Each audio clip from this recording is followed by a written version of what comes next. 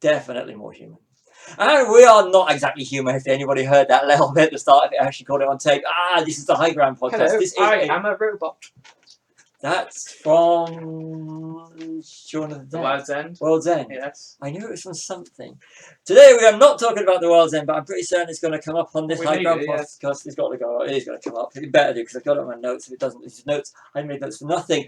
We are looking at, as you can see, well, by the description, if you're watching on YouTube or whatever format you're watching on, we're looking at movie soundtracks, but more in particular, because this is going to be part of an ongoing series. I think we'll probably go for a 3 or 4 part for this. We'll go soundtrack, score, John Williams special, possibly Tarantino special. Yeah, Tarantino can get a, I guess. Stay tuned anyway, guys. Yeah.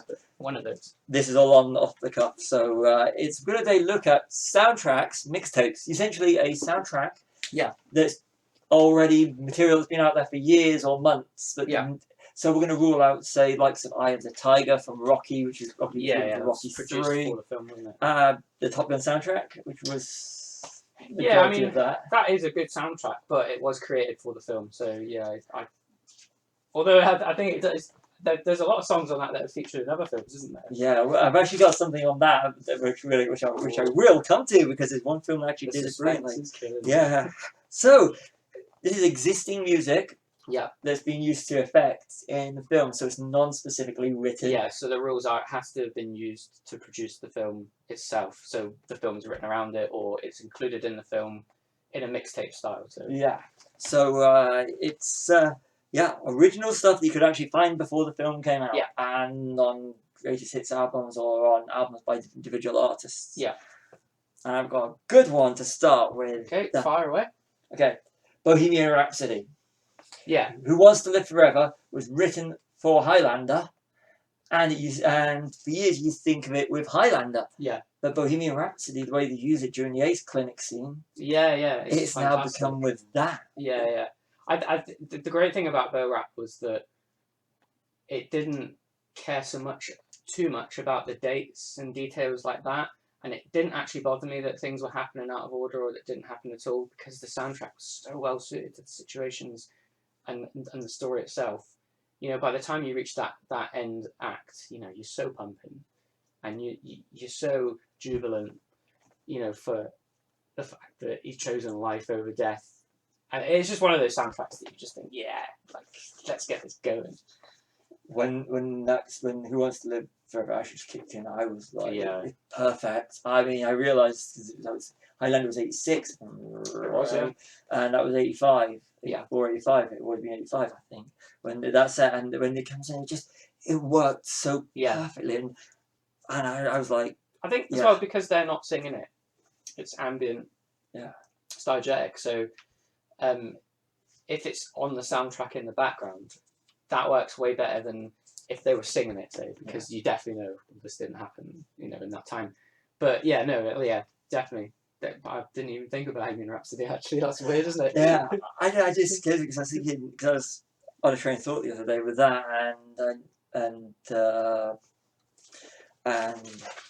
you see, it's another one I was thinking of in.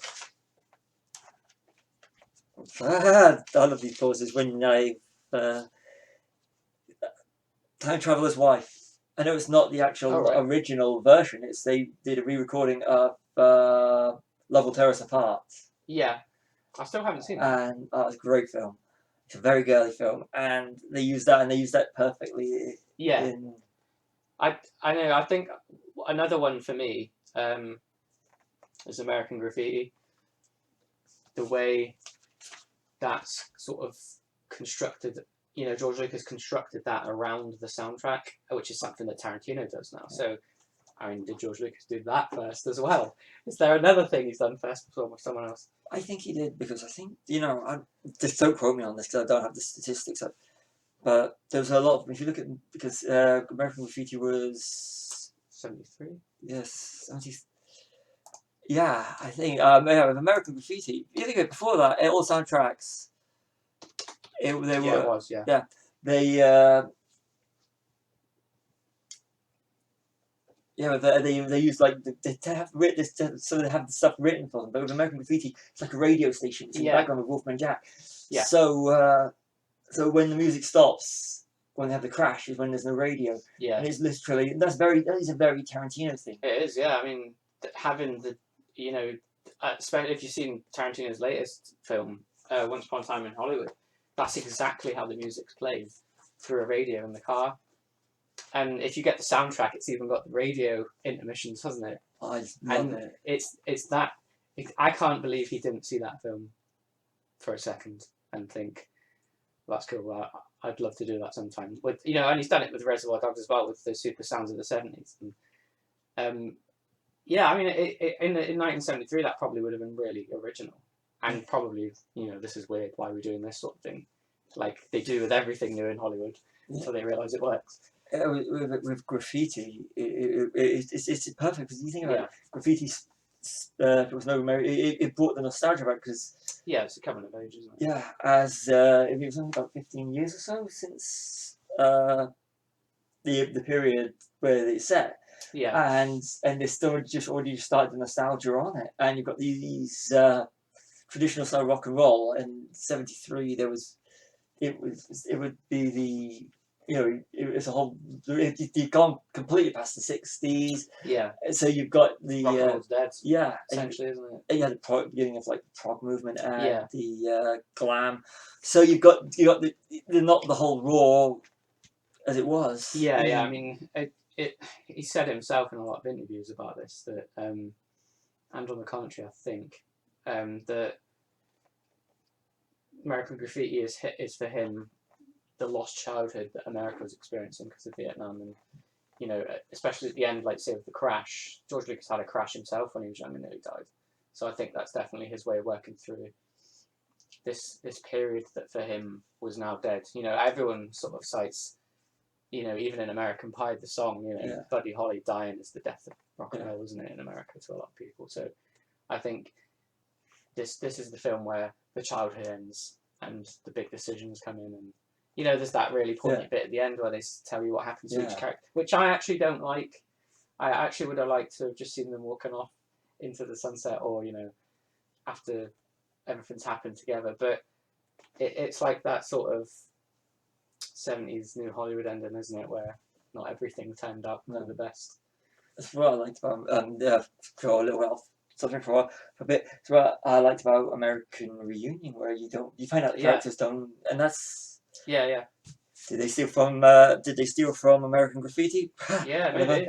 I certainly stole half the title. Yeah, definitely. But there's a lot of films with American in the title, so I let them off.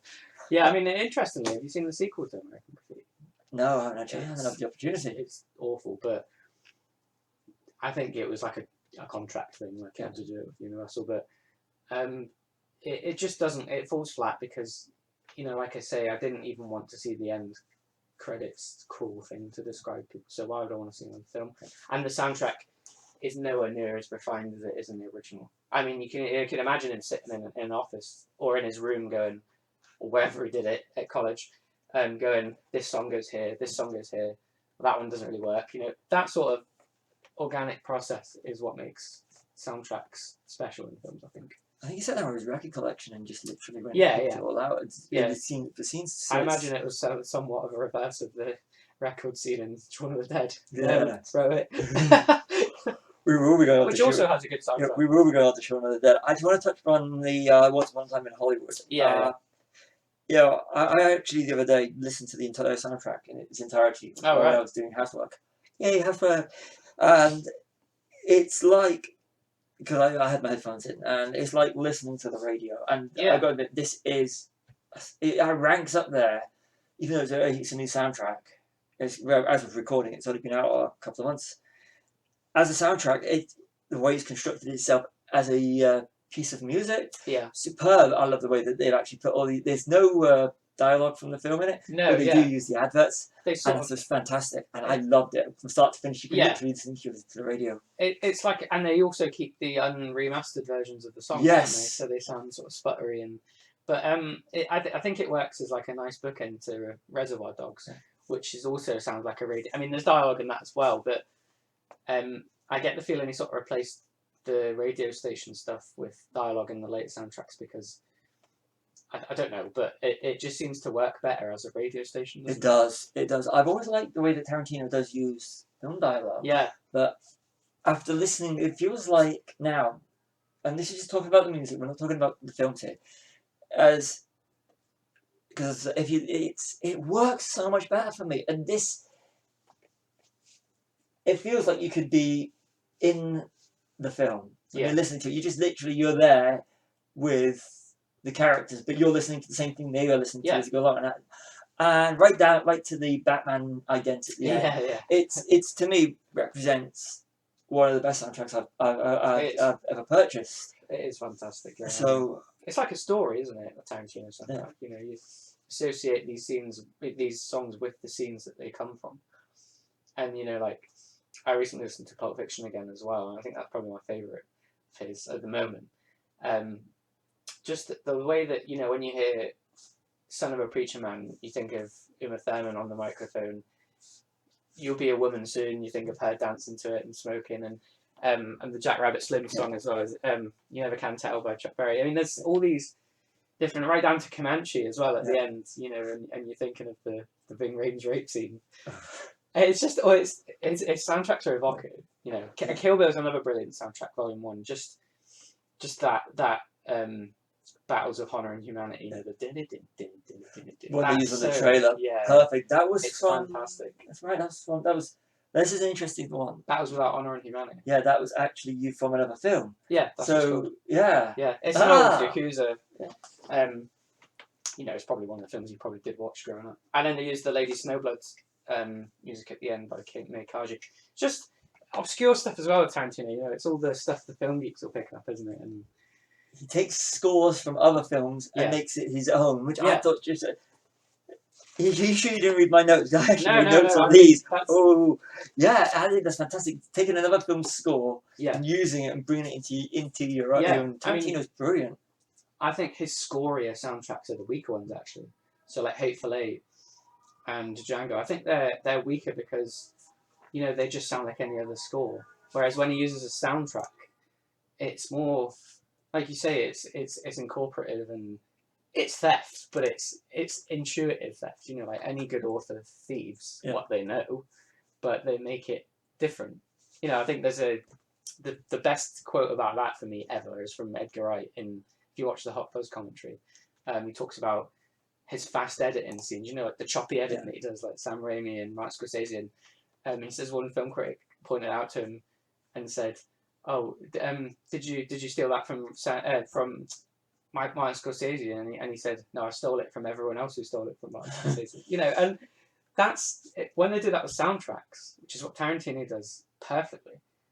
It just works, and you can't explain why it works. I suppose you could. Yeah,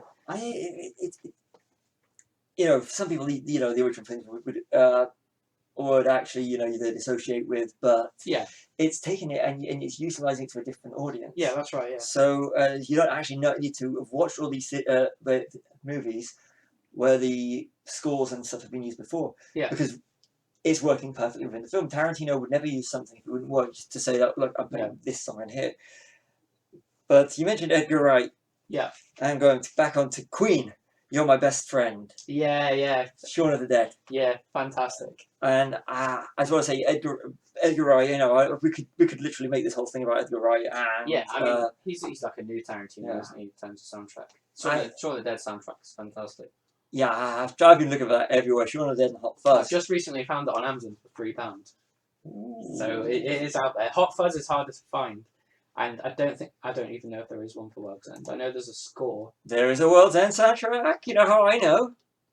Because you Googled it? No.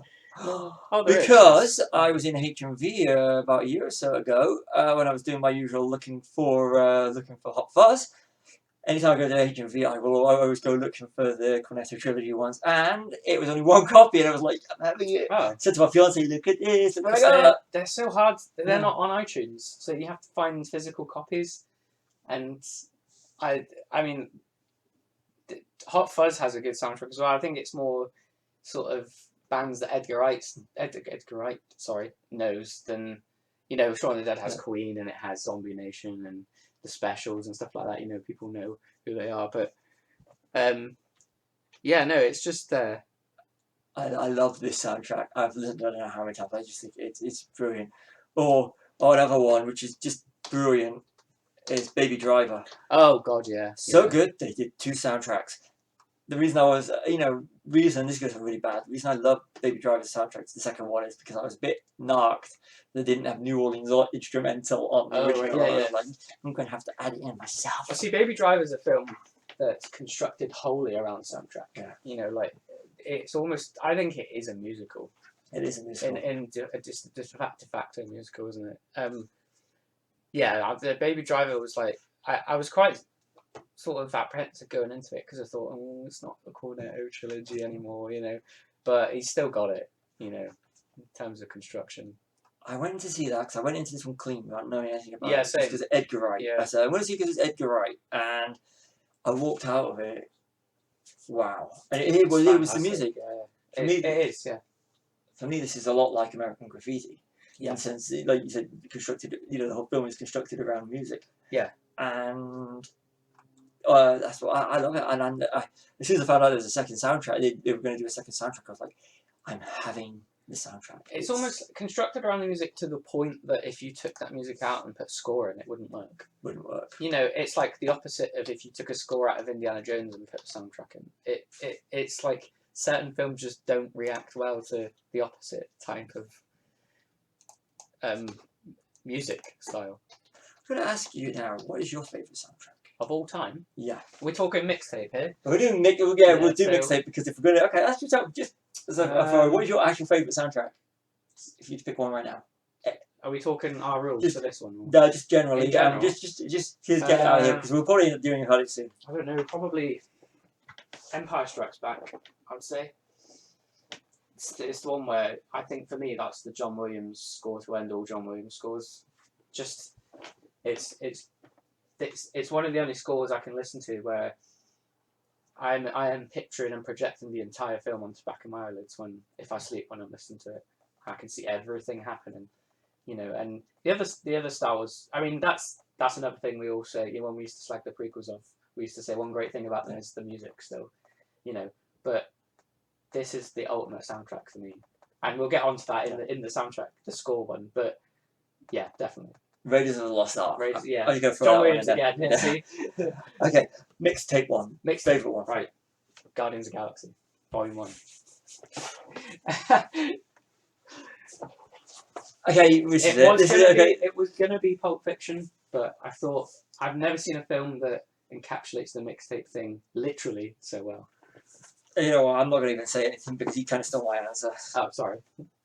Well, Stole my I've answer. been relegated to Yeah, second, if It's you 5 years old now. I was recording it, and I don't know anyone that's that I speak to about movies that hasn't got a copy or at least will. heard It's this one. fantastic. Yeah, I mean, It's a character in the movie. Yeah. And it's just it's perfect because it's and the whole film was when you watched when you saw the teaser trailers and the music, was it Hooked on a Feeling? yeah. And it's just a whole Which is also on Reservoir Dogs. yes, and it was also recorded. The version was recorded by David Hasselhoff, who played Nick Fury in a '90s movie. Yeah, and it appears Terrible. in Volume 2, doesn't he? Briefly. Yeah. Zadu Hasselfrau, Zadu Hasselfrau.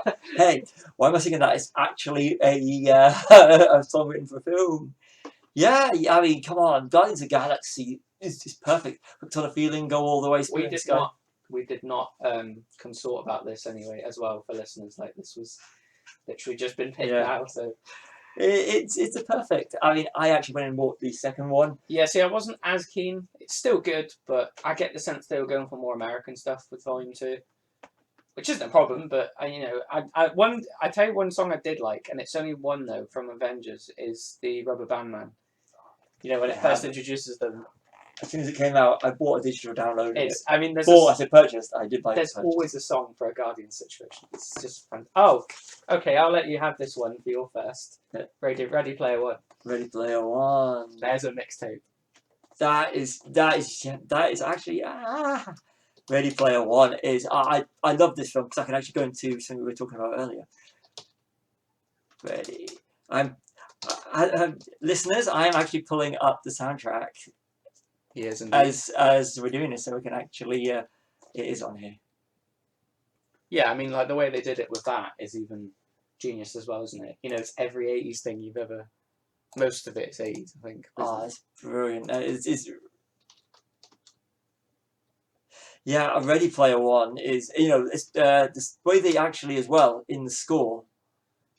They actually pull. They actually pull. Beats from because the score's Alan Silverstreet. Yes, yeah. And from Back to the Future. Yeah, and I'm like, yeah. I mean, even just again, that's another soundtrack you can listen to and remember the scenes that the songs come from, especially at the end when he does the Twisted Sister one? What is it? We're not going to take it. Yes, while he's doing the Say Anything page of the radio, John Cusack, and it's just. It's literally that's it, yeah. But I mean, the only disappointing thing about the soundtrack is that it doesn't have some of the songs are missing from it. Like I Hate Myself for Loving You by Joan Jett and Blackhearts, and Faith George Michael as well is on it, isn't it? I'm gonna have to watch this film. I'm sure it is. But it's still, I mean, it's just the construction of the soundtrack. What annoyed me is they used Tom Sawyer, in the trailer, and I was like, I really want to hear that. The whole da-da, brilliant. I can't stand Rush, but that is the one song I do like of theirs, and it suited that film so well. I was so annoyed they didn't use it. Which gets me on to Staying Alive, and that when you use it again, it's Ready Player One's one of those films where anything could go because of the situation they're in with the Oasis, and I think it's a freeze frame film, isn't it? In terms of visual things, and even with the soundtracks, that when they use Blue Monday in the club, it just works so well. It's just each one seems to be tailored. They must have just took each song and thought, right, does this work? Yes. Does that work? Not really. Keep that out. I'd love to hear a soundtrack with the songs that didn't work. Yes. That they didn't put in, if there is one. I like how they're in the Oasis. They're listening to New Order. Yeah. But she has a Joy Division t-shirt. Yeah. Well, and I was like, Joy Division. I always get the order of them mixed up. Joy Division becomes New Order. Yeah. And I just thought, I just thought that was. Yeah. It's. For me, it's one of the best soundtracks in the last 10 years. Yeah. Easy.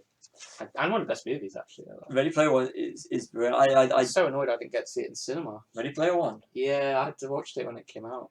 I loved it. I love soundtracks. Yeah, I think another one I just saw when you're flicking through there is that's perfectly constructed. It doesn't count on this one because it's not mixed in. Yeah. Is La La Land. La La Land. Yeah, the thing that annoyed me about La La Land, this is just the physical soundtrack, is that it didn't have Take On Me on it. Their version. Yeah. Really wound me up. Yeah. Oh. Here's another discussion. Donnie Darko. I was going to come to Donnie Darko. Donnie Darko was a fucking fantastic soundtrack.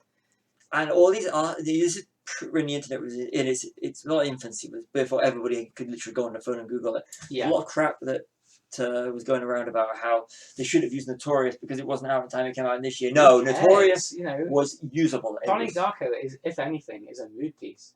Oh. It's one of those films that affects you depending on what mood you're in.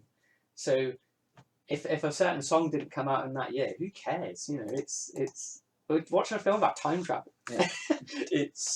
I see that it's got one of the greatest. In my opinion, this is the scene where Head Over Heels and you introduced every character in the film going through what looks like one take. Yeah. It's fantastic. I love that song. Where they jump out the back of the bus. Yeah. I play when I'm playing bass. I actually usually when I'm tuning, I play Head Over Heels. Yeah. I do. That's my tuning song, and I just love it. And it's just that to me represents the perfect use of music in music. Tears for Fears? Tears for Fears. Yeah. I think it's a fantastic song, and it's the way that it's used. Yeah, And he does it again at the end with Mad World. Yeah. Which, not the original the version. Gary Jules version. Yeah, yeah. Can we count it, even though it's not? Yeah, it's yeah. I recorded mean, for it was made. It's certainly it's the only song on the soundtrack made for the film. I think. Yeah. Isn't it? So, But if you listen to that compared to the Tears for Fears version, Yeah. it's completely different. But the way they It use it in the is. film is it's fantastic. I mean, yeah. Also, this is one change I like on the director's cut, where I'm sure it's the director's cut. At the beginning, they have Echo and the Bunnymen instead of Killing. someone else. Is it? Blue They- Moon? Killing Moon. Killing Moon. That's it. And Yeah. they I'm replaced sure- with. No, I think that was the original version. or is that the original version? And they Sorry. replaced it with In Excess, I think. Oh right. I've watched okay. the director's Yeah, yeah. cut once. It's I one wasn't of a fan. them. Yeah, it explains too much, doesn't it? But yeah, and the whole, the scene with the girls where they're doing Notorious. It's just Brilliant. I'm so annoyed that Richard Kelly didn't carry on. Yeah. After.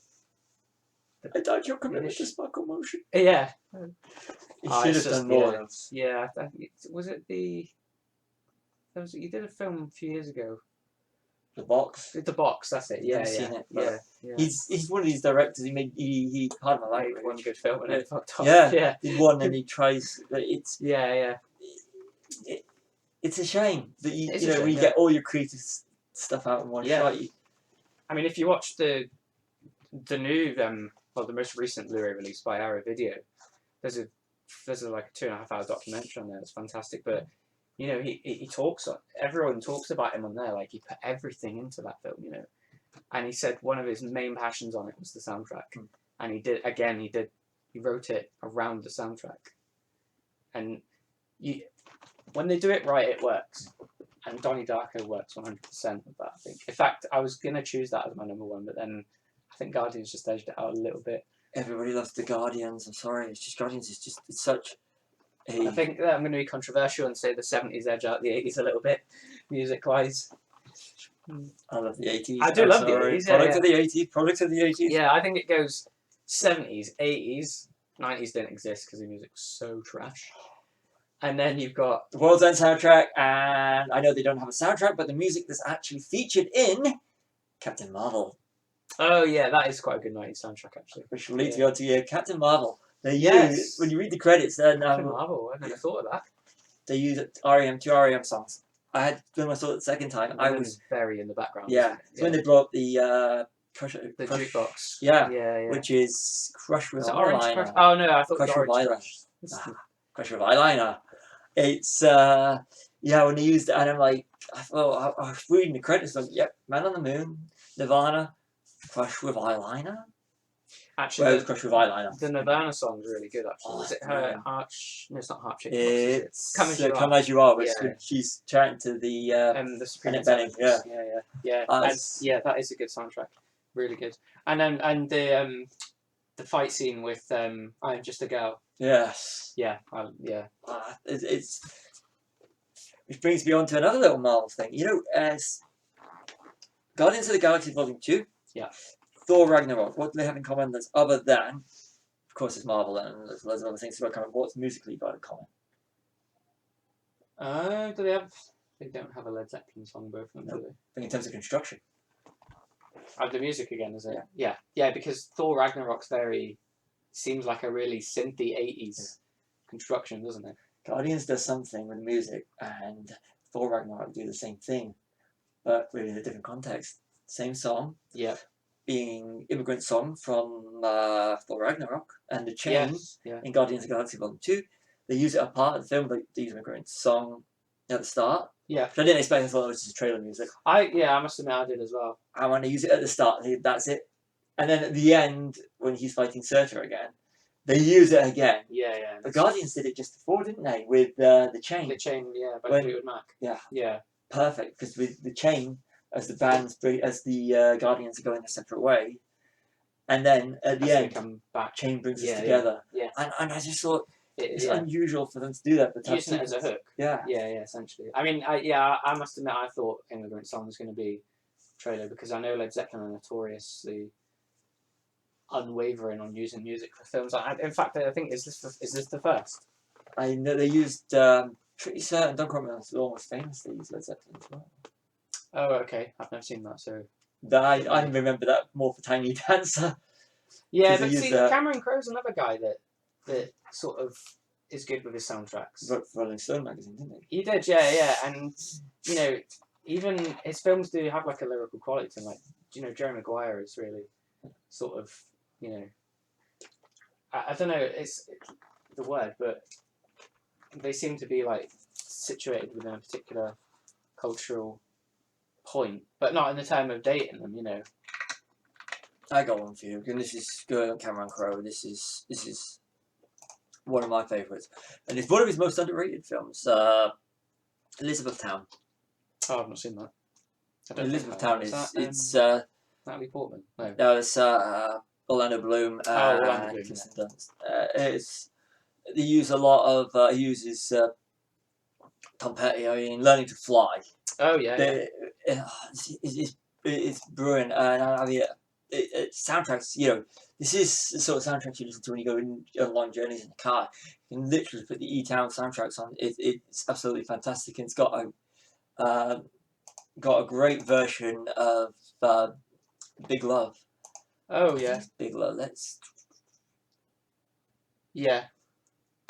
Big Love live Lindsey Buckingham version. It's brilliant, and I mean the soundtracks. These are two soundtracks that are absolutely fantastic. The film really that wasn't that well received, but I love it. It's I'll check that out. yeah, it's a good film. Yeah. See, because we haven't seen everything. No, that would be awesome. As much as we think we have Yeah. sometimes. Although a lot of people think we have. Yeah. There's a lot of people think they have. Yes, when people come up to you and go, "Oh, have you seen this?" No, I haven't, but I know all about the film because I've done the research. Yeah. Yeah. So it's yeah. Oh, I got another one for you. I know you haven't seen it, but I just want to shout out. Okay, before I do that, have you ever watched a film and went out and bought The Artist? Yes. Which one? It was for. It was. Oh, it was. Do you know David Lynch's films? He uses a lot of Roy Orbison. I really got into Roy Orbison after Blue Velvet, especially when Dean Stockwell, you know, when he's miming and singing in I Dreams. haven't seen that film. I love Roy Orbison after that. I went out and bought the entire Queen back catalogue. So I didn't Oh, go after Bo Bo Rap. Yeah. But I also, after Blinded by the Light, I heard Bruce Springsteen's greatest hits, but I went out and discovered more Bruce Springsteen since Blinded by the Light because I thought the film was brilliant. It touched me on so many levels. Yeah. It did. So I was like, you know, I saw the music, and that's Blinded by the Light is another great film which is superb with its use of music. Yeah, because I remember you saying you went out and sort of binged at all the Queen albums after Yeah. Bay Rap, didn't you? And I went literally buy one get one free HMV. I was like, I remember seeing you each day, and you're like, "Oh, I'm listening to Flash now, and I'm listening to Sheer Heart Attack," you know. And I was like, "Yes, dude." I shouldn't say this because it's not on the subject for now, but Flash Gordon the soundtrack was always going to be the last one I bought because it looked like rubbish. Yeah. But I I'm not a actually fan. enjoyed it. I enjoyed it, but that's Yeah. not that's because this is originally recorded for it. So yeah. We're going to. I don't. We don't usually use notes. This is a subject so comprehensive. No, I mean, you could have done 4. You could have done hours on this. Yeah. There's so many. I got one. You know, here's a Justice League movie, right? Yeah. They do. What I vaguely remember of it. Yeah, it was a terrible film. Let's be honest. Batman and Superman's theme. Danny Elfman and Yeah. uh, Yeah. So we're calling back to a score. yeah, calling back to better movies. Much better movies. Yeah. But in the Spider-Man movies, they still use the '60s Spider-Man theme, don't they? Yeah, that's interesting, isn't it? And there's another set of 2 films that use like the Ramones, and it was Belinda Carlisle, wasn't it? Vacation In, to Go-Go's. Very Far From close. I got such a kick out of that. They're really great constructed soundtracks as well. I mean, they're not. I don't think they're as extensive as a lot of other soundtracks, but it's the few songs in it you do remember. They're really easy to remember. Ramones, Blitzkrieg Bop, and the Spider-Man theme is Ramones as well, isn't it? and the Go-Go's at the end. They. This is the thing is. Yeah. Oh, sorry, it wasn't Belinda Carlisle. Go-Go's. Yeah, close. Yeah. Thing is, they kick in so perfectly, and it's it's not like it's like a lot of these studio picks. They could literally picked out big name artists, Yeah. and everything, but they don't. They actually use stuff that's is brilliant. It's like the whole Iron Man 2 soundtrack constructed around. It's an AC/DC AC/DC album, isn't it? yeah. Yeah. And also, this is a strange one, but Metallica had a film come out a few years ago called Through the Never, and it's essentially a live concert with a film narrative mixed in, and that was quite an interesting use of pre-existing Metallica stuff, but it doesn't really work, and it just looked, even to like a hardcore Metallica fan like myself, Metallica are my favourite band, I was thinking market employee. But you know what? You got to get people in these days. Yeah. At one point, you wouldn't have some bands they wouldn't be seen without having their name on a soundtrack just to sell records. But nowadays, with all the markets going, streaming services and everything, people illegally downloading. I mean, it's a way of making money. Didn't the Beatles make films for their albums first before anyone else? Yellow Submarine and Hard Day's Night. I mean, Please Help. Is Please Help Me one, or was that just a song? Help, yeah. Hard Day's Night, Yellow Submarine. Ironically, by Superman alumni Richard Lester, isn't it? Yeah, but what were we? I've just lost the train of thought there. What were we talking about before that? Metallica, that's it. Sorry. Yeah, I mean, it doesn't bother me that it's marketing. They still have to make money, don't they? I suppose, but it was an interesting experiment, but. I mean, the little drummer boy has to make money. Yeah. Sorry, get into the Greek reference. Yeah, fair play. Yeah. You look at Yesterday, a whole song based around Beatles music. Fantastic idea, though, isn't it? Oh, that's a weird sort of original use of old music, isn't it? Yeah. Having the lead singer sing them, the lead actor singing them all. I mean, I assume he sang them for real. He did. Yeah. Patel. The soundtrack is actually Henry Patel. Yeah. So that was a great sort of nice twist on the Borat thing, because I think when Borat came out, we sort of all got obsessed with musical biopics again, didn't we? And Yesterday was a really good twist on that. So I loved it. It hits home, really, doesn't it? Yeah, but I'm kind of I like Richard Curtis. I'm biased. Yeah, Richard Curtis is good. Which leads me on to The Boat That Rocked. Oh, I've never seen that. Oh, Boat That Rocked, basically Radio Caroline. It's about this rock radio. Yeah. But Richard is very, very. If you read between the lines, it is Radio Caroline. The pirate stations we had in the UK. It's brilliant. I mean, when that came out, I literally the soundtrack. It's all 60s music. Well, with the exception of a few, because that's the time period. And it gets you into it. It's again, this is a great sort of thing to listen to just in the car, chilling out, and everything. It's just, I got it. Then again, that suits the time. You can't really have modern day music in. No, that's right. I mean, it does work sometimes in some films, but no, I think things that are specifically set in a time, they should adhere to the music of the time or before the time. But there is a. Going back to, I was saying about David Lynch earlier with Roy Orbison, Blue Velvet's got a really good sort of, it's a weird, it makes you sort of think of the songs that are in it as sinister after you've seen the film, because they have, Blue Velvet is the main song, at the start, but because of the subject matter of the film, you start to think, man, I can't listen to that. It's like the way they use Singing in the Rain and Clockwork Orange during the rape scene. You can't not associate that song with that scene anymore after you hear it. Which actually brings me on to something else I was thinking. As we're going on about pre-existing music, what's the one thing you think of when when the song starts out with meaning one thing for years, then it suddenly changes and it becomes attached and ingrained in the film. Yeah. I'm thinking Guardians of the Galaxy, I Want You Back, Jackson 5. That's 70s song, if I'm right? Yeah, I think so. And now, when you hear that, all you think of is Dancing Baby Groot. The other day in The Paid Job, they had Steelers Wheels stuck in the middle of review. Oh, yeah, There's me when no one was looking, doing the Mr. Blonde dance. Yeah. And how everything that's gone before it is now, it's like attached to the scene. Yeah, it's like I said about the Kill Bill music when they're walking through the House of Blue Leaves.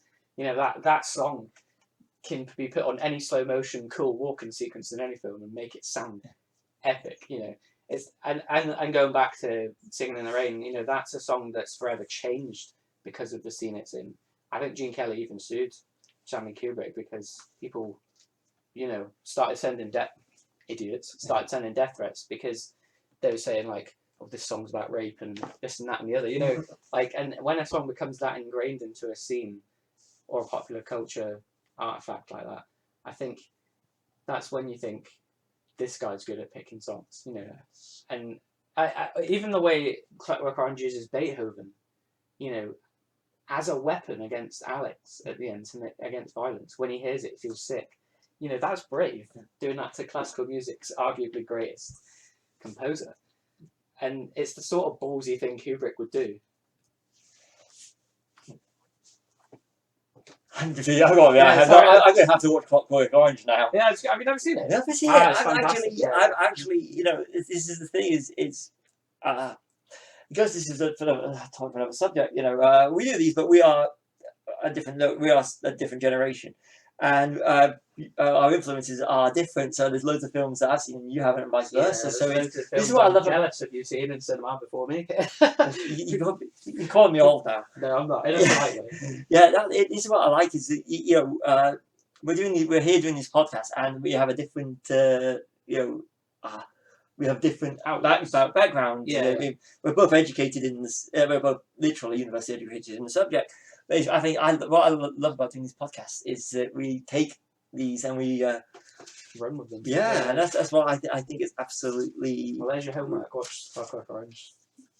What I actually did the other day? I actually watched something so that it wouldn't actually be homework, and that's crazy. And I felt guilty for not actually watching documentaries and stuff when I was supposed to be Trouble Man. I wrote Trouble Man down here. Oh, Marvin Gaye from the end of Winter Soldier. Yes, yeah. Well, there's a that whole scene when he's telling Cap about the things he needs to watch and listen to. Yeah. I love that scene. When he's got Star Wars and Star Trek written down, and I'm sure there's something with a question mark as well. I actually went out and bought Marvin Gaye's greatest hits just so I could have Trouble Man. Marvin Gaye's a man. He's when brilliant. It comes to love making. Yeah, he's good.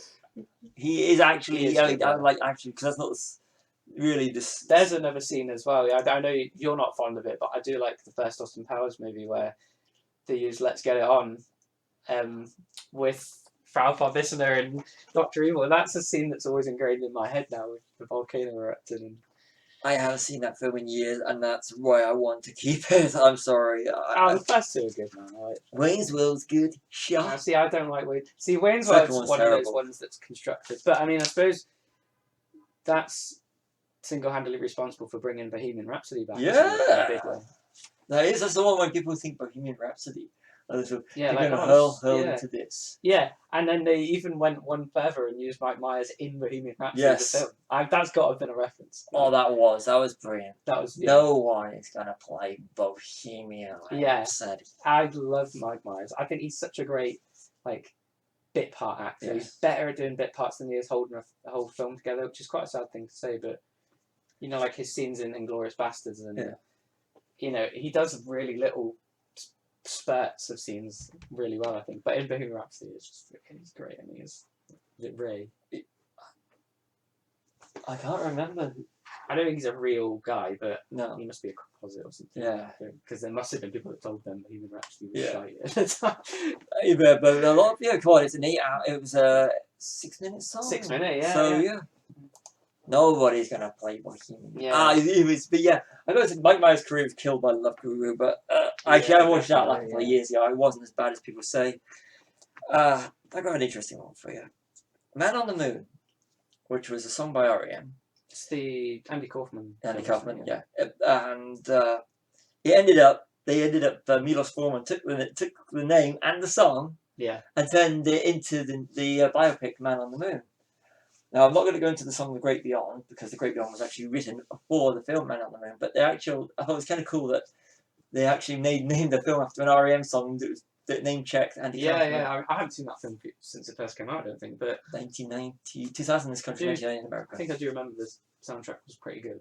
It's this is bias. It's a brilliant soundtrack. It's actually, I like it. Because R.E.M. are your favourite band, Steve? Yeah, it's that, and it's actually, there's a song on it, theme from Taxi. I like the theme from Taxi. I thought that was brilliant. Oh, yeah, that does work pretty well, actually. Yeah.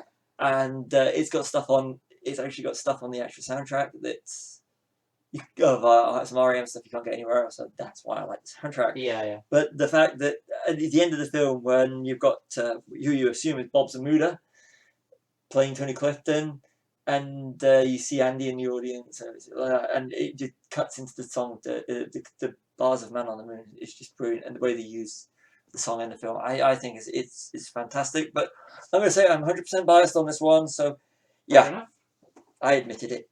That's fair enough, because my own bias extends to the fact that I only liked Zombieland for a while because it had For Whom the Bell Tolls at the beginning. And we've got Zombieland 2 coming up soon. Yes, we have, yeah. As far as I remember, I think that had quite a good soundtrack, didn't it? Zombieland. Did that not have a few? I actually can't remember. I haven't seen it in years. But this is the of all the ones of the podcasts we've done, this is actually finding this the hardest to do because there's so many movies that we like. They've got so much music. Trying not to sound like we're just sort of skimming the surface of every single soundtrack ever written. It's like, I think, like, we're trying to also get into the fact, why they work. Yeah. And it is the way they're constructed, essentially, isn't it? Yeah. If the director or the composer is working with it as well, if they're incorporated into the film itself and not just plonked in, it really does work. You mean like Fortunate Son in every Vietnam movie, Paint It Black in every Vietnam movie. And All Along the Watchtower and Sympathy for the Devil. Gotta have them in every Vietnam movie. It's the reason I can't listen to Jimi Hendrix and all of the Rolling Stones. What about Creedence? Creedence are good, yeah. Creedence. I tell you what, that was one good thing about Die Hard 4, the use of that song. Yes. Yes. And Bruce Willis basically telling Justin Long to piss off. The old songs are better. I suspect somewhat a dig at saying the old Die Hards are better, but yeah, they are better. Anyway. First three Die Hards are perfect, yeah. And Creedence in The Big Lebowski, which actually that's got a good soundtrack. Yeah. It is, yeah. Just stepped in to see what condition my condition stepped in. Yeah. I love The Big Lebowski. I'm sorry, but when you just dropped in to see what condition my condition was. Who's that again? That's all. This is when you went through a. I actually can't see from there. Maybe IMDb knows. Yeah, this is the problem with the program I'm actually running this through. It actually comes out a load of rubbish, but not what I want. I tell you what, there is a fantastic. It's not Kenny Rogers, is it? It may very well be. Hang on, let me just check. The Man in Me as well. The Man in Me is Bob Dylan. That's brilliant. It was, Kenny Rogers, right, yeah. And the Spanish version of Hotel California, because not the Eagles, not man. The fucking Eagles, man. Yeah, anytime I see an Eagles CD or something anywhere where the Eagles come on, I would go, not the fucking Eagles, man. I love the Eagles actually, but it's just funny that when I was associated with the Big Lebowski now. Yeah, and that was really piss off the Eagles, the fact they actually.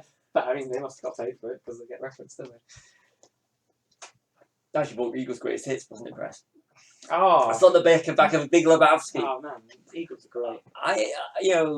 That's the thing with, if you've got a good soundtrack, it actually you do go out. We've already said, but the thing is, do we buy soundtracks because we want to relive the film, or is it because we like the music? Yeah, that's an interesting point. I was actually going to raise next was that. Yeah, like, are you watching the film because the film's good, or and it's I don't know. I think it's a bit of both. That sounds like a sit on the fence answer if I've ever heard one. But what I mean is, say I was to watch Ready Player One again. That's a perfect balance between great filmmaking and great soundtrack, and that's the difference. I think when you are watching a film and you're thinking, well, I just like the music, you may as well just listen to it. Or if you're saying, I like this film, but the music's not great. It's that weird. It has I don't know. Yeah, it's disparaging when one doesn't mix up with the other, I suppose, isn't it? If you truly loved the film and the soundtrack was terrible, and you really loved the film, would you still go out and buy the soundtrack to try and get into it? No, I wouldn't. If they have to work. inordinately together. Actually, I will spin that round and say I probably would buy a good soundtrack if the film was crap. So it's weird. I feel like a bit of a hypocrite in that, but No. it seems like everything hinges on the film, which is unfair. But if I visually represent the soundtrack with the crap film, it sort of brings the soundtrack down for me a little bit. Does that make sense? Yeah. Yeah. It's strange. I think it's going to be down to personal taste what people think about soundtracks in their film cooperation.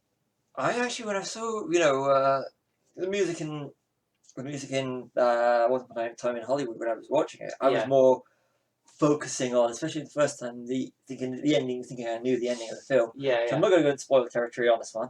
But I thought I knew our other ones. Yeah. But I thought the ending was going to be, so I was more concentrated on that rather than the music. Music was background. Mm. But I loved the film so much that even after the second viewing, which I loved even more, I thought that I've got to have the soundtrack to this because I really reminded me of the film. It's so well constructed, isn't it? Yeah. Then when I listened to the soundtrack from start to finish, I did it in one shot, and that's the thing with a soundtrack like that. You have to try and do it in one sitting, and it's wow. The soundtrack for me now is a separate entity to the film, and it's just perfect. That's why I love the fact that they don't have dialogue in it. It's just the adverts, and I see that now. It's a perfect soundtrack. It's a perfect compilation album. Yeah.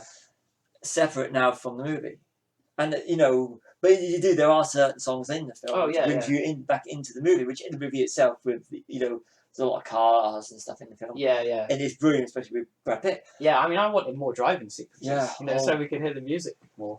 Which again goes to how great Tarantino is when you can actually have a whole extended sequence of them just driving around in a car.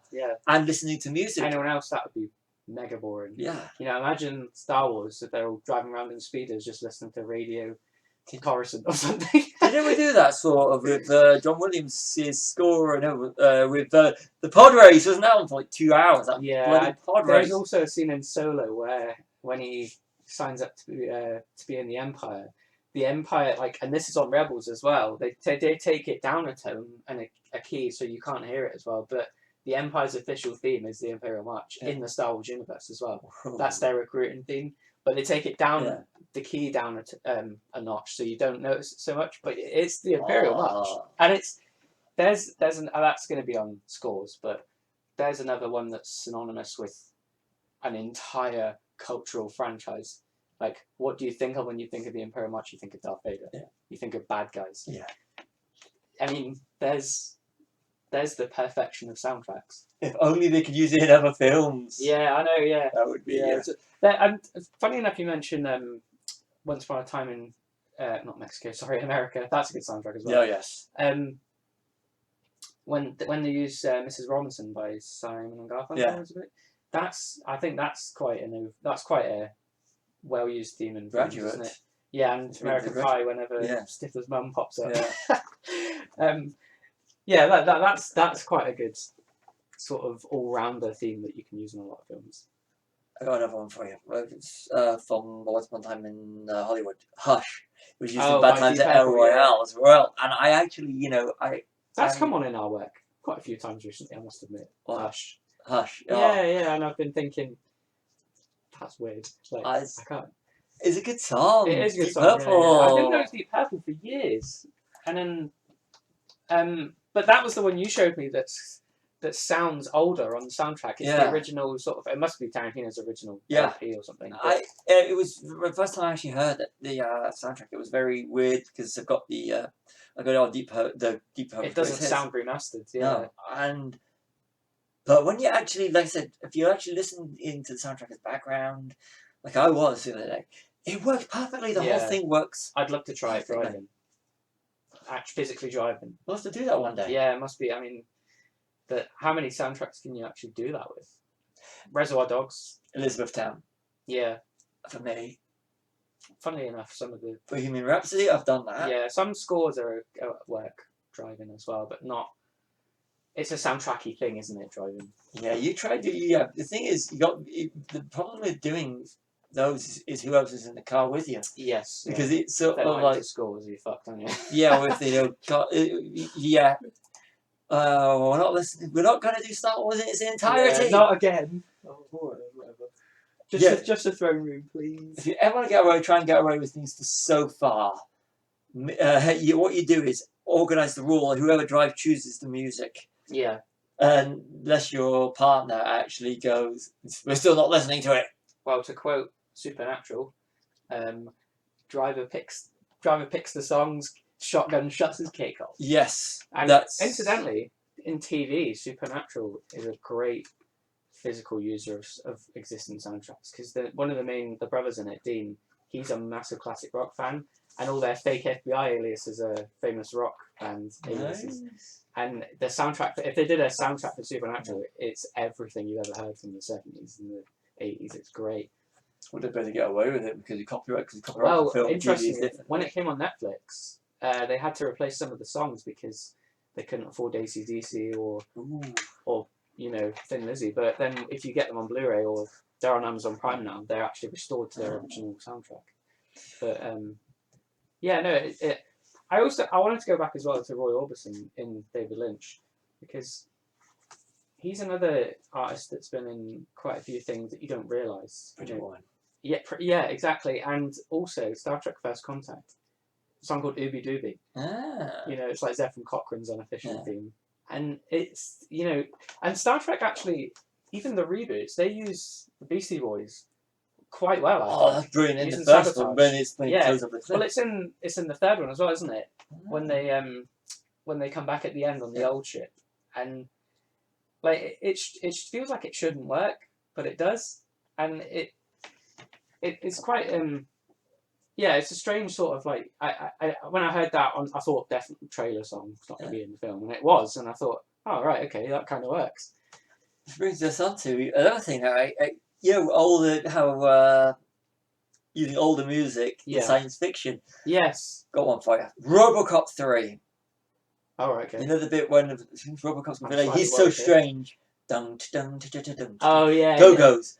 And I'm thinking, why is it in the future everybody looks like punks and looks like the something from the early 80s? Yeah, I know. Is that how things go in the future? It's because in the 80s that was the future, But this was RoboCop was early 90s, yeah, so we all still look like punks from the 80s. Yeah. It's such a shit movie, but it was a terrible movie. Yeah. But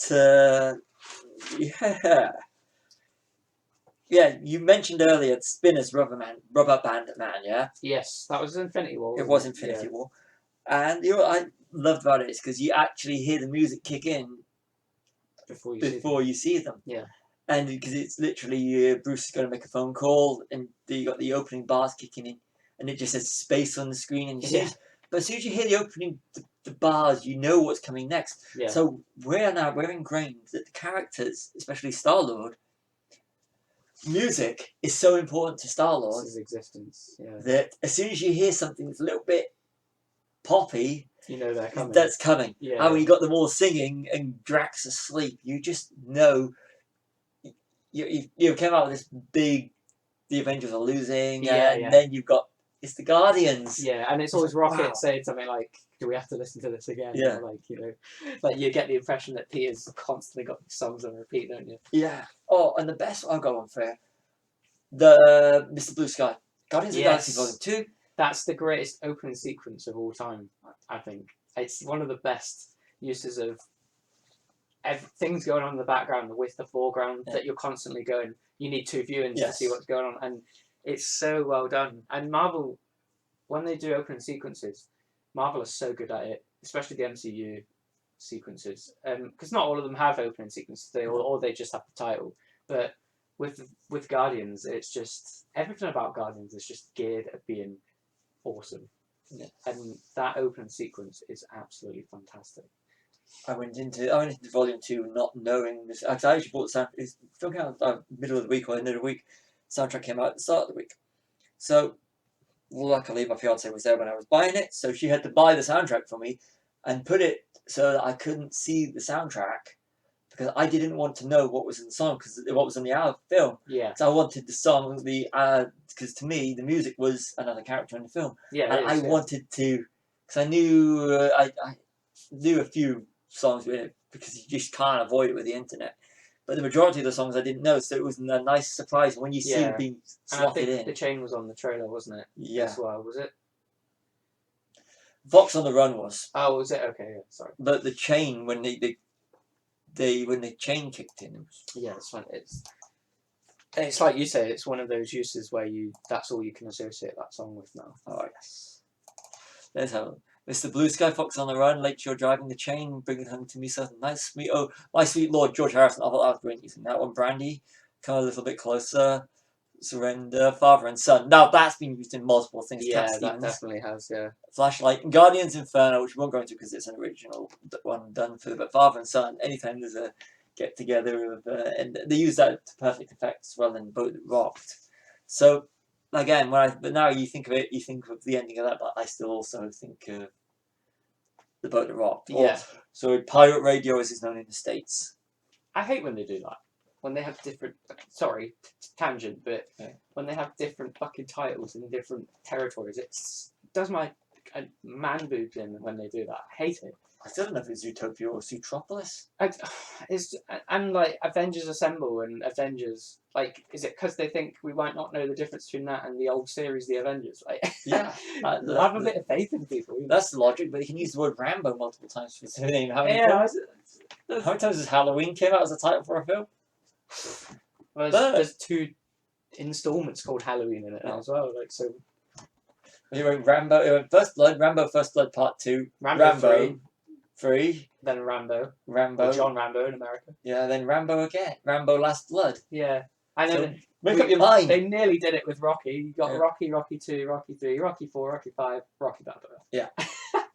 Because then you think the 2 Creed films. I think that's a podcast in itself. Dumb sequel naming conventions. Batman and Robin, dumb name, dumb film. Yeah. Sorry, that's it. I've said my piece. Anyway, yeah, sorry. That's my one for the. Yeah, if we go with Batman, we're going to have to be using. If we talk about the Batman films, with a dated 80s soundtrack, which actually was written by Prince. Yeah. So we'll use that for another one. There's soundtrack and a score, isn't there, for Batman? Yeah, Danny Elfman and Prince, but they were actually written specifically. Yeah, so we can't cover it on this one. Count. No, even though they are good. It is a good film, but the soundtrack does date it. Yeah, it's not good Queen. It's not good Prince, is it? No. I think it's somewhat unfair that people describe Prince as like a poor man's Michael Jackson. I think Prince had some really good stuff. Yeah, plus he didn't die under a cloud. Yeah, exactly. Yeah. May you rest in peace. Another one that went too soon, but yeah. So it's. I'm just looking through your Blu-ray collection. I was looking for it. See if I can see anything. Control. We could literally go through Yeah. Control. Then again, that was always going to be Joy Division. Considering I know you don't like it, but Paul, that's got a pretty good soundtrack. Paul. Yeah. I like Paul. Oh, I thought you didn't like. Oh, is it someone else? I don't know. Yeah, I like Paul. I can't remember the soundtrack. No, I know they've got that song at the end is quite famous, isn't it? I can't remember what it's called now, but yeah, no. So I'd like to. Paul is on my list of films to watch Fight again. Club got a good soundtrack, or is there not? Where is my mind at the end? Yes. Yeah. But that kicks in. That's kind of cheating. That's just one song on it. But it's still on the soundtrack. Hey, no, yeah. I actually bought the Pixies for that song. So this goes to show you. Watchmen. Yeah. Watchmen has a fantastic soundtrack. Yes. Really good. As Especially like that's another great opening sequence. You know, with where you see the Kennedy assassination and it's Bob Dylan, isn't it? The Times They Are Changing. Yeah, by Bob Dylan. You know what? People can say what they want. If you give Zack Snyder a reins to do what he should be doing, then he will make a fantastic. Oh, Zack Snyder's. I love Zack Snyder for the stylistic work that he does, but the man can't write scenes. He can only write moments, and I think the films where the moments count, like 300, they're stylistic. You know, I don't like Sucker Punch, but it works. That sort of style works in that. It's when he moves on to things like Man of Steel where you can't hold Superman in a moment. You have to give him room to breathe. I think that, to me, Man of Steel for Zack Snyder, it was a lot like Planet of the Apes is for Tim Burton. Yeah. It's them trying to do a studio film but falling on their asses because All they know is their Totally. own stuff. Yeah. if you look, when I saw Sucker Punch, it was the same time Zack Snyder was announced for Man of Steel, and I came out of Sucker Punch going, wow, stylistically this is going to be a great film. Yeah, it's not a Which was great said to film, them. but it is. I will give it that it is singular and Yeah. it looks. Didn't you know it's a Zack Snyder film? But we'll say the some of the directors that sold out because of studio. Yeah. They're Yeah. not sold out, but they Another followed. time. Yeah, they Yeah. followed studio conventions because that's all they could do with this. With the 24-hour Party People, another one that's got a very heavy Mancunian soundtrack. Oh right, okay, yeah. I like that one. I do. It's kind of funny when you look at a film collection and Yeah, you're looking for soundtracks. You know, Nice Guys has a good 70s soundtrack. Yeah, Nice Guys is great. Yeah. But you always find that, you know, when you look at, you know, you'll find it when you look at your film collection, you always find that you seem to have a lot of certain genre. Yeah. I mean, there's only a few rom-coms that I like the soundtracks too. Like Bridget Jones's Diary is one of them, because I'm a soul guy, so I like all the old. You know, Love Actually has a great soundtrack as well. But again, I think it's stuff that was created at the time, so it doesn't count. I mean, for me, I mean, as you tell by you know these podcasts, when we reference, you know, I've got, you know, you got Marvel films. I watch a lot of Marvel films. I do,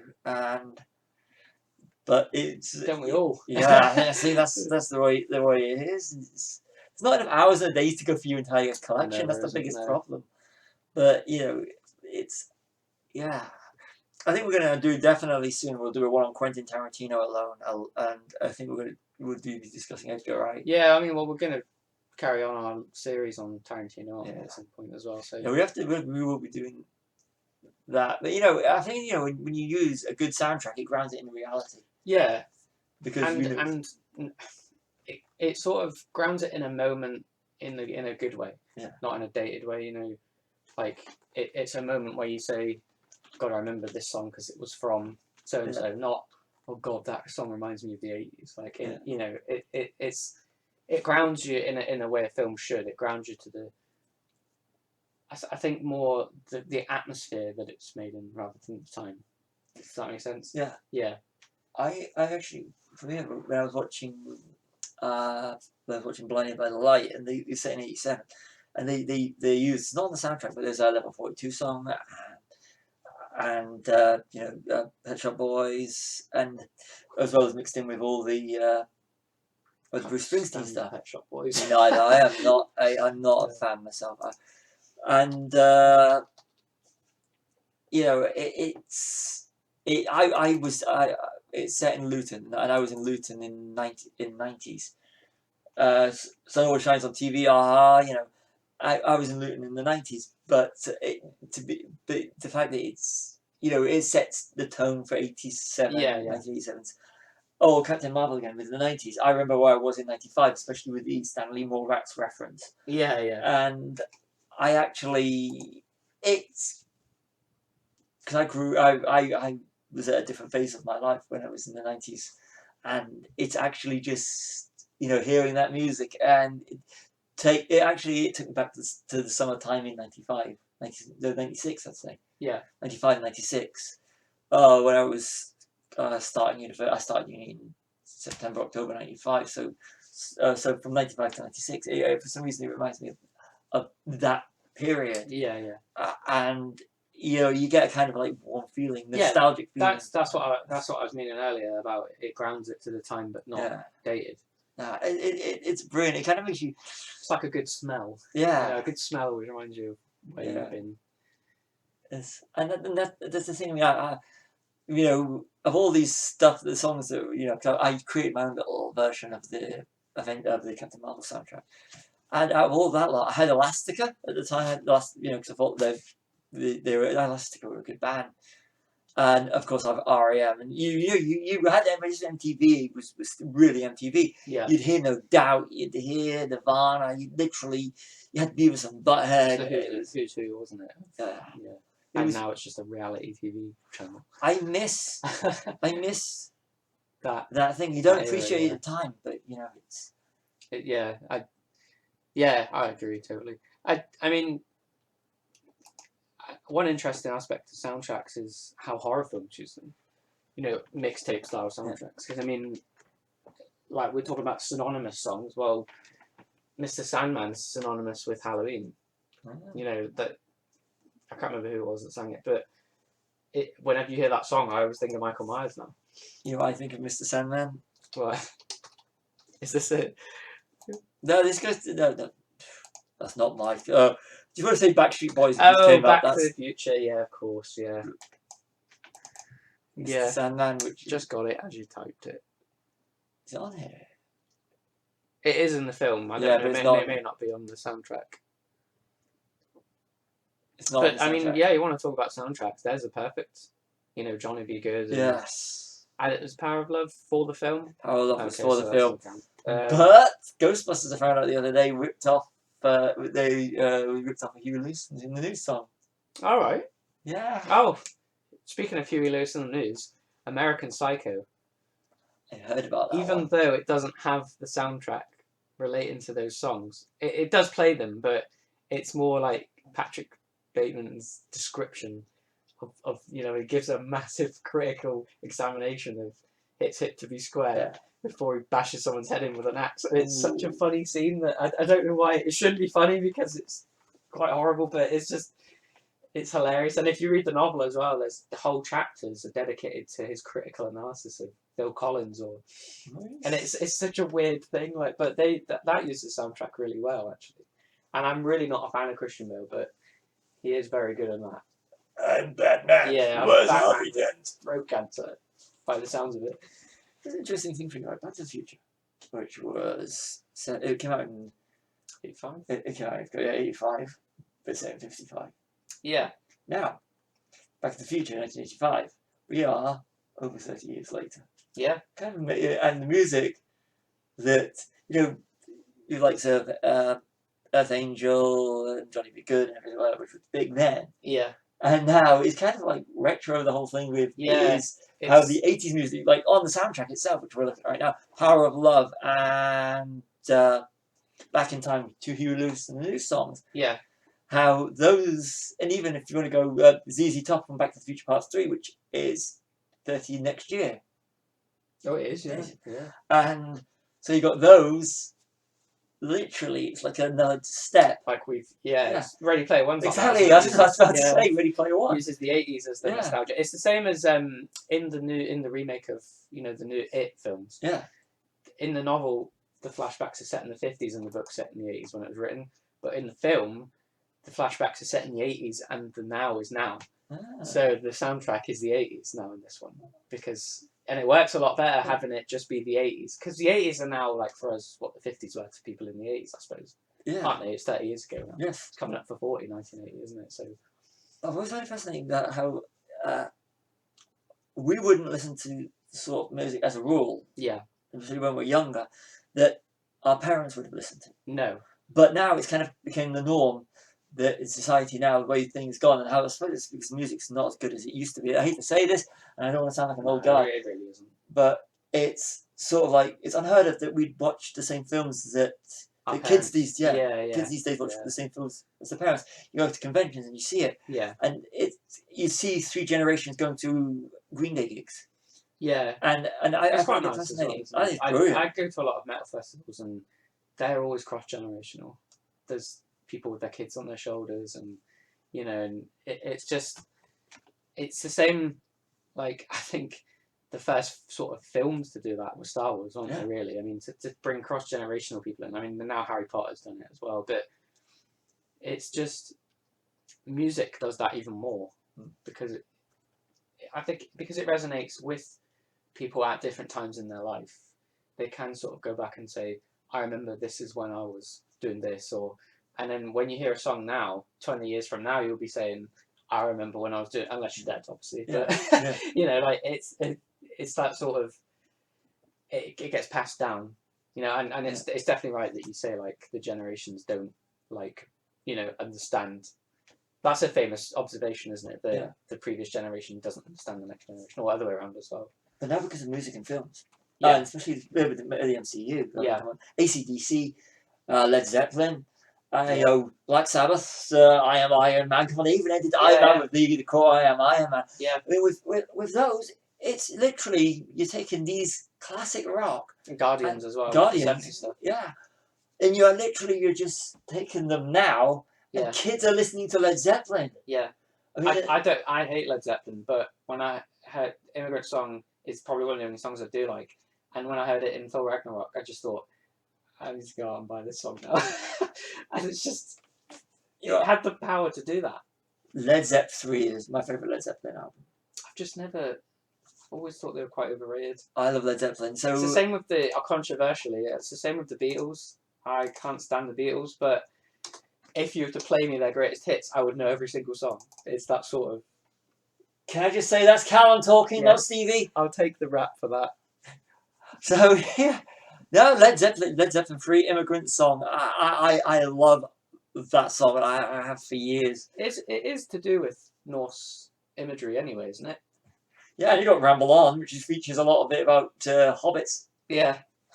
I think everything was talking about hobbits in the 60s and 70s. You got this one. You got this one. Stairway to Heaven. Stairway to Heaven, yeah. The one that they couldn't play in Wayne's World.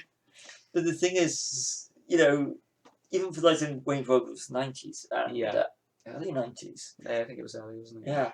How Wayne's World's got a lot to answer for. Like you said, we were saying earlier about Bohemian Rhapsody. I'm glad you brought that up. Yeah. Because that brought Queen to a whole different generation. Apparently, Freddie Mercury, I heard, read that he actually saw it and signed off on it. Yeah. Before he passed I away. think it was like one of the things that, because it brought Back to the Future, because it brought Bohemian Rhapsody back into sort of social consciousness again. I think Queen were really happy about that. Yeah. That they've been. It was like the equivalent of them performing at Live Aid and being rediscovered.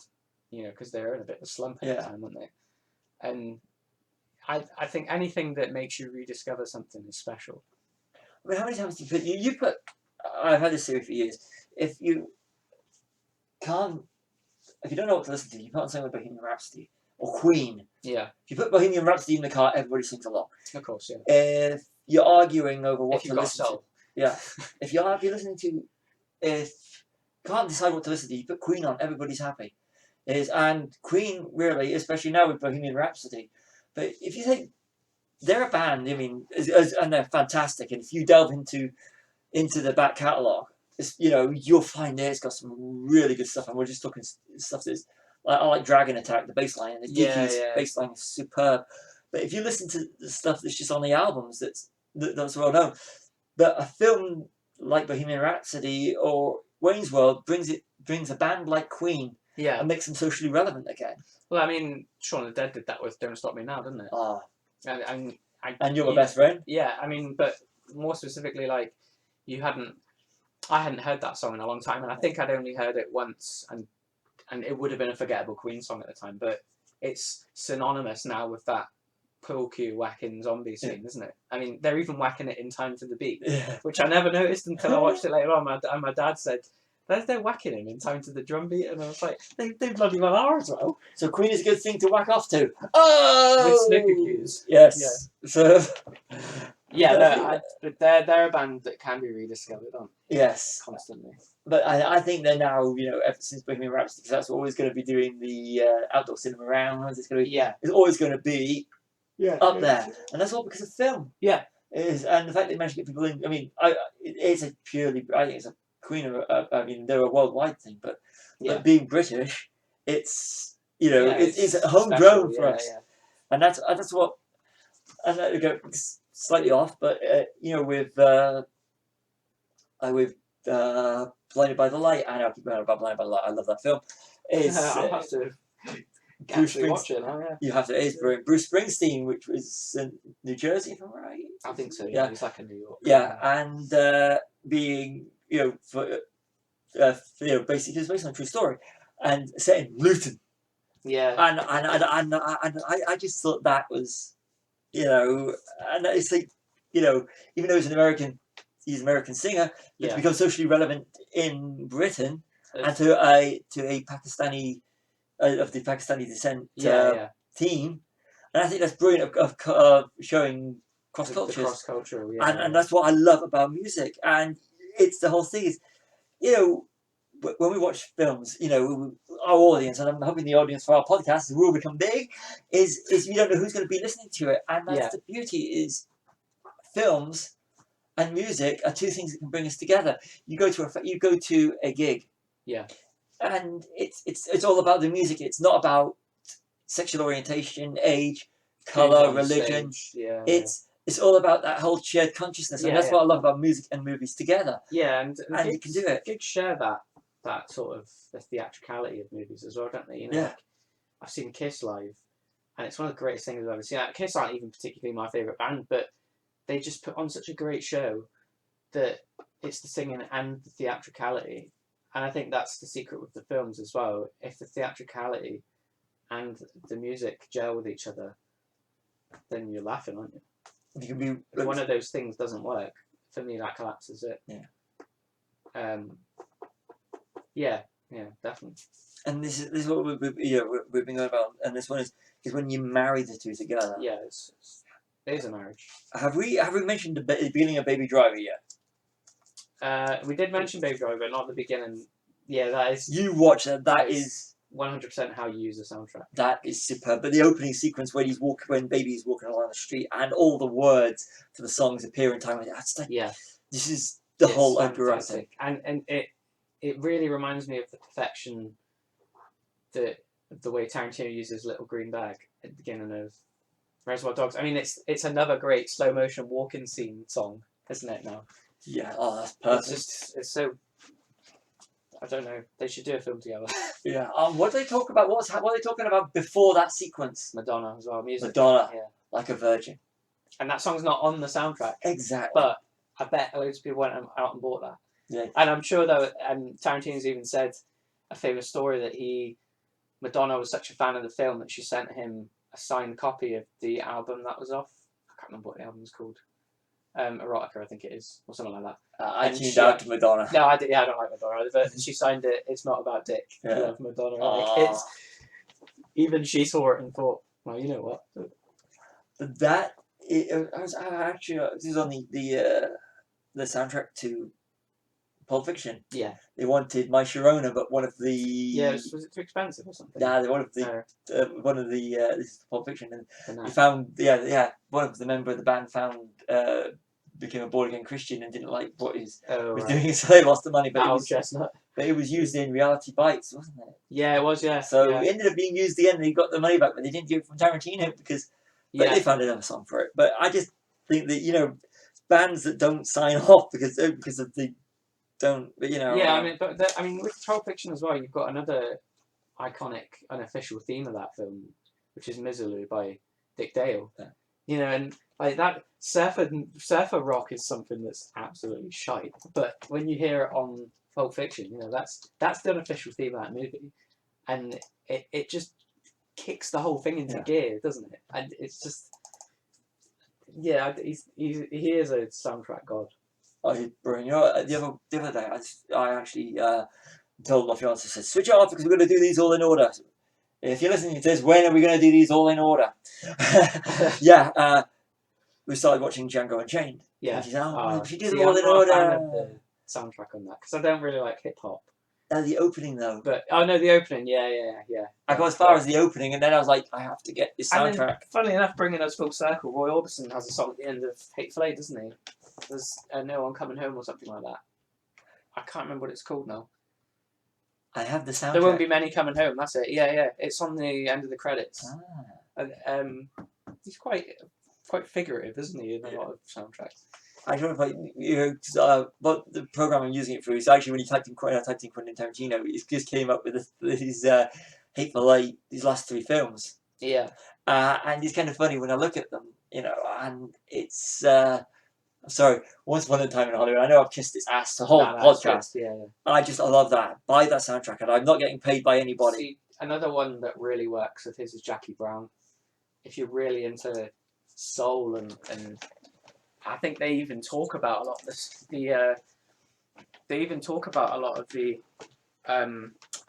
old sort of soul bands in it, don't they? They even mention, Max Cherry starts to listen to that. Didn't I love you, baby? Yeah, I can't remember who it's by now, but because of a suggestion by Yeah. Pangria, and then even Samuel L. Jackson's like, is that the so and so's? I can't remember what they're called now. Deftones.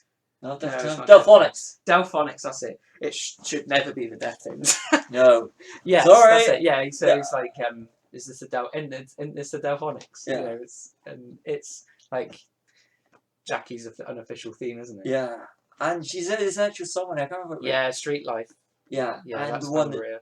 that Pangria.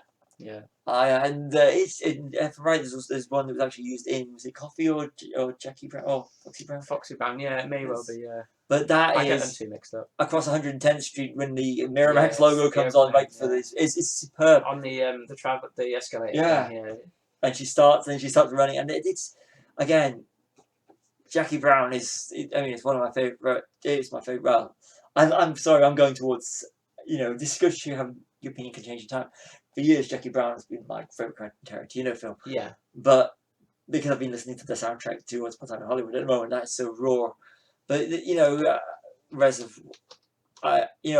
be honest. I've got like the last three Quentin Tarantino and the first three soundtracks, because Reservoir Dogs to me, from a period in my life, it reminds me of. So it's one of these things you have to have the Reservoir Dogs, Pulp Fiction, and Jackie Brown soundtracks. Yeah. For me, as a film fanatic, that's a must have, and the fact that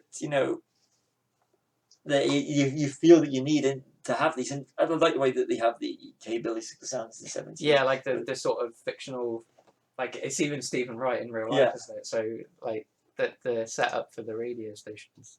K-B-I-L-L. Yeah, that man's voice is so monotonous to listen to, isn't it? But it does suit that.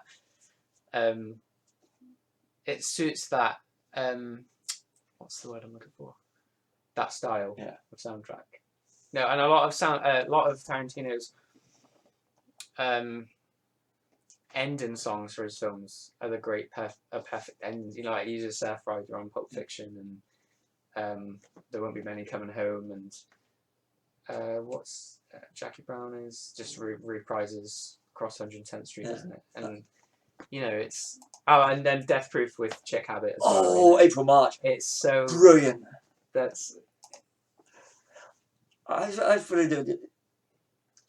This is what you're just saying, reminding me, like Star Wars. No matter how bad the ending is, you always bum, bum, bum, bum, bum, and it goes in. The music, You actually go out with a smile on your face, and that's Yeah. what Tarantino. You saying that made me think that's exactly what Tarantino does.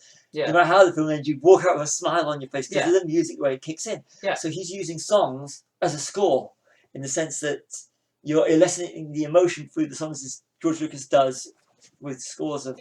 Yeah, I mean, And it's a good film. It's like operas ending on a crescendo, or Shakespeare plays ending on a double rhymer. It's a lot of things must end with an upper, and obviously like things like Schindler's List, and you can't end that with like happy music. It wouldn't work, but that you do have to have your nice endings now and again, and the music does play into. I like Star Wars as well. The end credits music, that must always be there. Yeah. Or it's not Star Wars, Well, even the Clone Wars, the animated series, it does the circle fade out thing, even if it's not the original score. I see another little go because we seem to be kissing Quentin's ass today. Yeah, why not? The Pulp Fiction soundtrack. At the end, if you get the special edition, collector's I edition, haven't got that one. it's got Stranger Than Fiction. It's basically 16 minutes, 10 seconds of Quentin Tarantino talking about the soundtrack to Pulp Fiction. So if you hadn't had enough of the soundtrack, you literally got Quentin Tarantino chatting about the soundtrack, which I think is absolutely fantastic and goes to show you what we've been going on about, how important soundtracks are. Yeah, I assume that's on YouTube somewhere as well. It will be. Everything's on YouTube. Even this podcast, if you're listening to us on podcast. Yeah, but I mean, I mean, he is a perfect guy to talk about when you're talking about soundtracks. I mean, like we said earlier, him and Edgar Wright are probably the two foremost soundtracketeers. Yeah. I don't know, is that a word? It is now. Why not? Why shouldn't we make it a word? But it's just that they're alchemists with their music, with other people's music. Sorry. Yeah. But sometimes we need that. We need someone to to point us in the right direction for new music, because nowadays it's hard. And this is the thing, and this is so bad about music as it is today, is because whereas before you could literally, if you like rock or whatever you like, you could usually find it on the music channels. And before that, you could find it on the radio. But nowadays, radio is all. You know, I get in the car. I like to listen to classic rock, absolute 80s or absolute 90s. So it's all. The majority of it is all the nostalgia trip. So it's Yeah. harder to find new music. So when you find new music, it's usually old. And for me, Or it's styled by old music, isn't it? Or artists are influenced by. It's the alchemy again. Yeah. The base metal is the old music, and the gold is the music they produced through that process. I think, for me, if that's a bit of a tasty metaphor. So. yeah. So I just realised we've been going long. I just realised we've been going longer than we usually Yeah, do. no, I This is we could continue for another 1.5 hours, but I just think that the people would, listeners would have tuned out by then. Yeah, I mean, just some final recommendations. If you in the TV world as well, Stranger Things has a fantastic set of soundtracks. I will watch that. And Mindhunter as well is all 70s stuff. Brilliant. I know I have to see that because the guy who plays It's Manson in it's apparently the same one. It's the same one from Once Upon a Time. Yeah. I gotta admit, I'm really not a TV person. It's sort of taken over a bit now, isn't it? And but there are some good shows out there and good shows with good soundtracks. I will be. I mean, I've got to literally watch this. I've got to get back up to date with my Marvel on Netflix, and I've got to start watching Cloak and Dagger. But yeah, I find it hard when you've got so many movie channels and choices. It's horrible. I think TV takes a lot of time up, doesn't it? Yeah. Whereas films are cumulative. You can watch more than one, and you can't watch. I suppose you could watch an entire series now because they're shorter. But I think it feels more time consuming to watch TV than it does. I need to binge watch the Chef Show season 2 when it comes on next week. Not because. Not because I like cookery programs. I really don't watch cookery programs. No, I don't. But the fact that the chef is Chef's got a good soundtrack. I just want to throw that out there. Chef has got one of my favourite soundtracks as well. Throw out Jon Favreau. Chef. And you got the Chef Show coming, the season 2 coming up. So that's going to be the one next show I absolutely binge in one sitting. Yeah. I have to watch it again with my fiance because I have to watch it because it's Jon Favreau and it's the Chef Show and it's Chef. Yeah, you got to watch the Favreau. You got to watch it because Jon Favreau, Chef Roy Choi. Yeah. I'm not plugging stuff that I really like. Would you like to plug anything else that you really like? No, I think we could go on forever, couldn't we, if we carry on? Yeah. But it's just it is a big big soundtrack. It is a big deal in the film world, I think. And if it's like the final thought probably would be that if it's done correctly and perfectly, with that alchemy in place between the music and the beats of the film, then it's perfection. Yes. And it's memorable. And it makes you spend money. And it makes you spend money, yeah. And it makes you find something that makes you find. That's what I love. Makes you find that music we may not listen to. And it's because that's how you just the only way we can really find stuff outside these days. Word of mouth, isn't it? Yeah, because it's a cult thing again. Nowadays, all radio is and all people like is popular. Yeah. It's like there's someone I was watching this video. They're suing Lady Gaga over the Star Is Born. All right. The guy claims it's got things, and he broke down saying, "Well, if you want to look, the construction of all these songs is the same as this. So if you want to go back, this guy is ripping off this guy, he's ripping off this guy, he's ripping off this guy because of the way it really is." But there's no originality left anymore, so we have to go to the past. So it's thank you, Quentin Tarantino and Edgar Wright, for actually showing us the way. And to anyone that's actually making films today that's introducing us to new music and using it, the marriage. Yeah. It is, but I want to watch Donnie Darko now just to watch that scene again. Yeah, I probably will. I think Donnie Darko is worth a rewatch. Yeah. Definitely. Donnie Darko it's that took a while for that soundtrack to come out. It did. They had the score first, but then again, you could pick the stuff from 80s albums. But Donnie Darko did introduce me to Joy Division. All right. Okay. They did. It's hallelujah. I believe in Joy Division.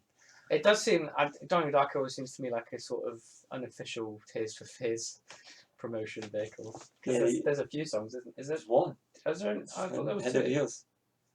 Is there not that one? No, Mad World. Well, kind of. 2. Sorry, you're right. It was Gary Jules, but yeah. Yeah. But Yeah, that's good. Yeah. But yeah. But like I said, that one is actually good though. Yeah. Tears for Fears are a good band as Tears well. for Fears were good. Yeah. I mean, I don't think a lot of people realise the covers of their songs were theirs originally. Yeah, Everybody Wants to Rule the World. Yeah. Oh, is it? Oh, no, I'm thinking of Soft Cell. Sorry, no. I always think of Tainted Love is one of theirs, but it's not, is it? what is it? Tears for Fears are. Thank you, 80s and 80s compilations. They are indeed. Something Seems to Love, Everybody Wants to Rule the World, Woman in Change, Shout Head Over Heels, Mad World, Pale Shelter, I Believe, Laid So Low, Mother's Talk, Change, Advices for the Young Heart. That's like the 1992 greatest. Yeah, hits album. Shout especially. Yeah. That's a I got one. sort of anthem, isn't it? Everybody Wants to Rule the World. That was. Didn't they use that in? I was thinking it. Independence Day. They used It's No, the it's end. the end of the world as we know. You know, it, if- but yes. you should know that. That's REM. I know, but I thought they used both of them there. They may well do. I haven't seen that. I know it's the end of the world as we know it, and I feel fine. Yes. Yeah. But again, R.E.M. actually had a song in the Bachelor Party as well. Oh, did they? I haven't Yeah. seen Bachelor Party for years. That reminds me of the line from Clerks too. I always wanted to see a donkey show after watching Bachelor Party, and I was like, wow, I remember that. I think Bachelor Party is like my first film where I saw boobs. That was Or for me. Porkies. I can't remember Bachelor which one Party it and was. Porkies, both. Bachelor Party. Come on! We need a DVD release of those films, all 3. I think Porkies is out, isn't it? Porky's 3 isn't. Oh, is it I not? think it comes out late 18. It's interesting that Porky's is directed by a guy who directed like a seminal horror film. Which one was that? Paul Clark, Black Christmas, Ah. which is also being remade again. Porky's. If you're too young for Porky's, don't watch Porky's. It's basically the American Pie before American Pie, isn't it? Yeah, except for you actually do see that bit where Tommy sticks his through the. Oh, I'm not going to go on those things. Let's have a look. This is the beauty about the internet. You can Yeah. actually pull Wind Out. Wind Out REM. Wind Out is on. There's that little music. This is early REM, so it's actually it's on Reckoning Deluxe Edition. I think it was a B-side. It was, but I've got it on like multiple compilations. You end up with that though, don't you, on when you've got a favourite band. Yeah. About 6 versions of their greatest hits. When we finish this podcast, I'll actually show you something. I think I've got about 7 different greatest hits for ABBA on my iPod. ABBA. Oh, Yeah, ABBA are the shit. I don't do ABBA. I don't do ABBA. That's my band. There's a perfectly constructed film around the soundtrack. that I will ABBA never, musical. ever watch. Oh, you I do not like soul. ABBA. I do not like ABBA. Soul. Okay, I don't like ABBA. It's like Interestingly, a band that writes a lot of their music around depressing subjects. I Yeah, try right. to- I mean, like, I just listen to the melodies and think of a period in time that was okay. They write good melodies, but I just could not pay to see one of those films. oh, Sorry, but I probably end up being forced into do you it. want to see James Bond singing? It's great. I would rather not because I just don't. And Bootstrap Bill. He's in it as well. He is, Stellan's in it. Stellan's in it. Still yeah. not going to watch it. It's It's one of the ABBA. 3 dads. Can I just say I've got nothing against the Spoiler bands. alert. I got these. Got 2 dads. There's 3 dads. Colin first, another one. He's the gay dad. Okay, I'm just going to say. Basically, like the conceit is that the girl doesn't know which one of them's her dad, so she invites all 3 of them to the island. So her So mother treat is what them they a bit call like- a little bit of a nudge wink. Strumpet. Yeah, No, I but don't- and it never tells you which one was the actual dad, so she just has. It's 3 men and a baby. Yes, To ABBA. Yay! Yeah. No, I don't do sorry, ABBA. I don't think Mamma Mia was going to pop up against that. No. But, I forgot a name check from. Can I just say Inside Llewyn Davis? yeah, I've still not seen that either, despite many recommendations. Kylo Ren, Poe Dameron singing with Justin Timberlake. If that's not worthy of getting a You've never soundtrack, seen that, yeah. and it's got a cat in it. Cat. It's got a ginger cat in. Oh, I thought you meant Cat from like Red Dwarf. No, it's got a cat in. It's got a cat inside Llewyn Davis, Oh, well, and it's directed by the Coens. And it's What got John could you want? Goodman in it, and it's Yeah. got Oscar Isaac and Adam Driver and Justin Timberlake in it, and it's a good film, and it actually got a cinema release, unlike Annihilation. Yeah. Still a sore point. Yeah, we won't go there. No, because if we do, that's a whole other subject. So we tend to veer off a bit. We do, yeah, but it's okay. Oh yeah, well, thank you for listening. I'm Stevie W again, Callum? and there will be more of these ones. I'm gonna let you have the final words. Yeah, I just think what we were saying is true, isn't it? Like, if you can mar up the marriage between the soundtrack and the film, you've got a perfect thing to watch and listen to.